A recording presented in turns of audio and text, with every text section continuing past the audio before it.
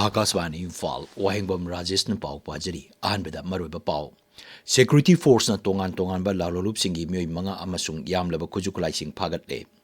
MLA बुंगजागिन बाल्टी की अरोइबा मथौ मंगम ngasi चुराचांपुर district headquarters पांगथोकलगनी अमसुंग केंद्र की मंत्री मंडल न केरलाबो Keralam हाइना ममिंग ओनबदा अयाबा पीखरे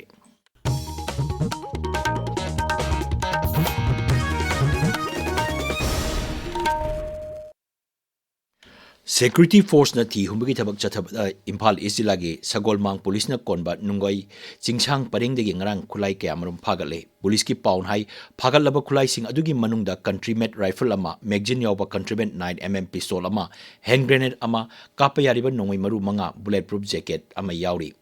Haukiba leba popa numita Imphal West Jilagi Lamsang Police ki manung chana leba Lamsang thong maningdagi pripa ki kader ama phare Thawbal Jilagi Thawbal hawkha mamang laikai digi pripa की cadre अमसु फागत की टेक्नोपल जिला की मोरे police station की यांगो बुंगदगी ngarang PLA की cadre अहुम अमसुंग प्रिपाक pro की मियोय अमा फागत पंगम की सेनापति district anti narcotics task force जिला असिगी एडिशनल एसपी फॉरेस्ट ऑफिसर सिंग लोइनना सदिम हिल रेंज दा एकर निपान लोमदा थारंबा पॉपी पाम्बी सिंग याततुना मांगन क्रे हारी मफम अदुदा लेरंबा खांगपोक्संग अनि इथै लकोंगदा सिनरनबा पाइप स्प्रे पंप अमसुंग इसिंग हापनबा पात्र सिंग मांगन की Laikhidraba Thanlon Vidhan Sabha Kendra ki MLA Bungjagin Balte ki aroiba mathau mangam ngasi Churachandpur District Headquarters ta pangthoklagani Bungjagin Balte haukiba thangje numita Haryana ki Gurugram da leiba Medanta Hospital da laikhidabani mahaki thawai yaugdraba hakchang Mizoram dagi mahaki ponapam lamdam Mualnwam khul da thunglakibani madugi tungda mahaki Churachandpur town da leiba Dorcas Peheng da proktuna mafam maduda miyamna ikai khumnaba unnabagi damak thamli ngasi mahaki aroiba mathau mangam pangthokani Raijapal Ajay Kumar Bala ngarang Churachandpur chatuna laikhidraba MLA asigi mafamda ikai khumnaba utki Urembam substation dagi tidim 1 feeder da mai piriba Tharoijam Salam Luker Leitong Haurang Kairang Maklang Kachikul Sangai Thiana singma mafam sing ngasi ayuk pung 8 dagi nungthil pung 3 phawba mai phangloi hari Feeder asina konma mafam sing da IST cover conduct stringing half kadoriba asigi yenglaga mai piba ngamloi hari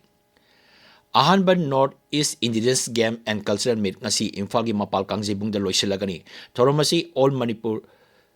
United Club Organization Amuko Manipuri Students Federation MSF amasung Yellow Masana Yokhat Kangum Sinbani loisamigi thoromda Khongnang Thaba University gi Vice Chancellor Professor N Joy Kumar Saruk Yagani Manipur ngasi sanaroi singi numit pangthokli English singa chamapan marfudra mapan da matamdugi Mukhyamantri Wahengbam Nipa Machana February 15 bu sanaroi singi numit haina pangthoklagani hana laukthokibani manga suba National Games da Manipur na punna takamancha matarani thoi phangduna Raja Bhalendra Singh Trophy laukiba adubu ningsingduna numit asi pangthokpani Numidasi Raijagi Youth Affairs and Sports na sinduna Imphal gi Kuman Lampak Indoor Stadium da Lamjel pangthokli Run for Sanaroi Singi numit haina mingthon ba Lamjel adu Kuman Lampak tagi lamthaki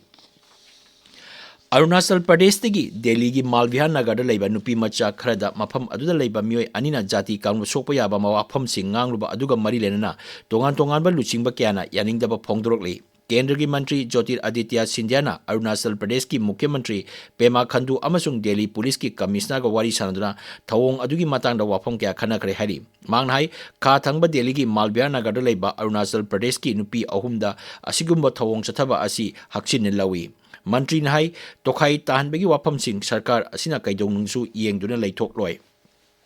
मरगसिदा थौदोक अदा चेनबा नुपी अमगा नुपा अमगा Delhi police न फारे हरी ताबिलिबा पावसी आकाशवाणी इम्फाल देगिनी केंद्र की मंत्रिमंडल ना Keralam हाइना ममिंग थोनबदा अयाबा पीखरे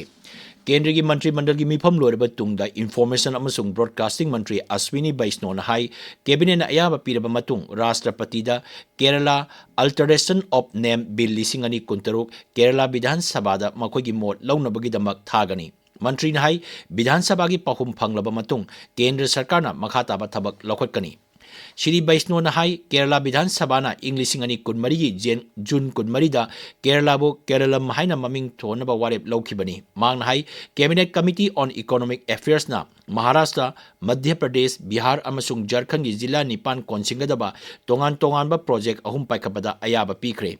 Masigi matakta Srinagar International Airport civil enclave sengatpada ayaba piki. Kendrigi Mantri Mandalgi Mipam Aduna, Lebak Asida Singthaningai, or Awan Amapuragriba Asigi Yanglaga, Bharat Pu Atuba Matamda Malengi, Quaidigi Chauba, Ahum Suba economy, or Nabi Pirep Adu, Hena Cecil Halagani Hari. Singthaningai over Kongtang Amada Nupi Singi Haxial Pagaranaba Amasung Ngaktopa Ngamba Cancer Sing Mutanaba Pandamda Kendrana Atuba Matamda Lebak Sinba Tumbada Human Papilloma Virus HPV vaccination program Hogdo Lagani. Taurangasina Lebak Asigi Miamgi Haxial Gilamda Achoba Kongtang Ama Oigadori. Taurangasigi Maroiba Pandamdi Inkaliliba Nupi Macha Singbo cervical cancer degi Ngaktok Nabani. Laina Asina Bharata Nupi Sing the Quaidigi Naganba Laina Ama Oiri. Pau Karan Hai vaccine asi Sahitara Mari Suraba Nupi Macha Sing the Kapkani Aguduga Akanaba HPV vaccination campaign Sahi Kudingi Pangtoktuna Sahitara Mari Suraba Nupi Koti Ama Laktara Mangarom Konsinaba Honagani Lebagas the Quaidigi Naganba cancer Singi Manung the Ama Oriba cervical cancer na Sahi Kudingi Anoba case Lising Marpu Hena Tenari Aduga Mioi Lising Nipunito Henbana Laina Asina Sihelli. Kendragi Lau Singo Amadi Lomi Yaipe Yumbal Mantri Sibra Singh Chauhan Hari, Matang Tagi Kunma Toy Powada Lomi Singi Yaipanabagidamak Rise Sing the Tadaki Basenpam Sing, Sada Sama, Sizinagadabani. Rise Singi Lau Singo Mantri Amadi Makok Tomba Official Singer, Virtual in a Pangtopa Mipam Amada Mahan Hai, Lomi Singbo Grassroot Tag Powada Kudong Saba Sing Panganabagidamak, Gain and Tadaki Basenpam Sing, Matam Chana Amadi Niom Chana, Sinabatangai Pade. Ngasi Poma Pausi Singi Maroiba Pau Singidama Hojik Nongmeikapam Bedamani Lady, Bedamani. Thagachari Rajesh. Pongna Famda, Chief Minister Khemchana, Prime Minister Modi Unaduna, Manipuri Hojik Oriba, Fibangi Matangda, Kanakre Heba Pauna, Ahan headline Tauri. Pawasi Naharuli Togdang, Manipur Mail, Sana Leba, Ganfu Mail, Tamelong Times, Sangai Express ki edition Animak Amasung, Wenlan Pauda, Ahan headline Togduna Fongli. Sana Lebakta Numit Tarukni Chupna Chathagadaba Entrepreneurship ki Development Program Hogdokre Entrepreneurship Singna Pukchel Sengna Thabak Taurabadi Business Saukhatkani Haiba Pauna Anisuba headline Tauri Sangai Express English edition dana Nagaland dagi Dr. Ama Uttar Pradesh ta Ot Naikre Haiba Pauna Pauche Asigi Hanbalamaida Fongba Tengnari Sangai Express Manipuri edition da Mahiroida not supply Toramba ani police custody da remand peak rehaba pauna pauche asigi ani suba headline tauri. Manipur gi Governor Ajay Kumar Bhalana laikhidraba MLA Bungjangin Balte da ikai khumnaba utkibagi pauna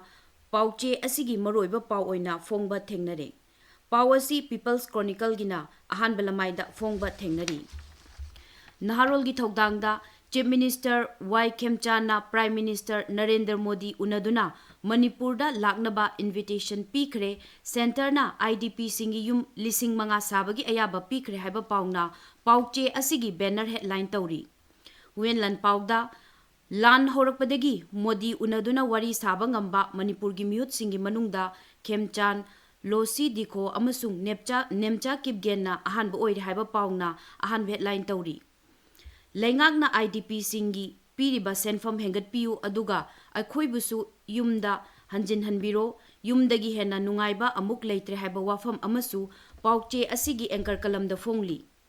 Hill Hornbill Express ta, Manga Suba Lieutenant Colonel Roboti A Memorial Open Football Tournament, Englising and Kungataruk, Ngarang Loisan Kere, Final Mesta Hill Academy FC na, Champion Oikraiba Pauna, Ahan headline Tauri. Rajesh. Thagachari Bedamani, Aroibada, Maroiba Pau, Security Force na Tongan Tongamba Lalo Singi Manga Amasung Yam Laba Kujugulaising Pagatle. MLA Bungjagin Balti Aroiba Matomangam Asi Churachampur District Headquarters of Pangtok Lagani, Amasung, Kendragi Mantri Mandalna, Keralabo, Keralam Haina Maming on Bada Ayaba Pikre. Paulo Jare.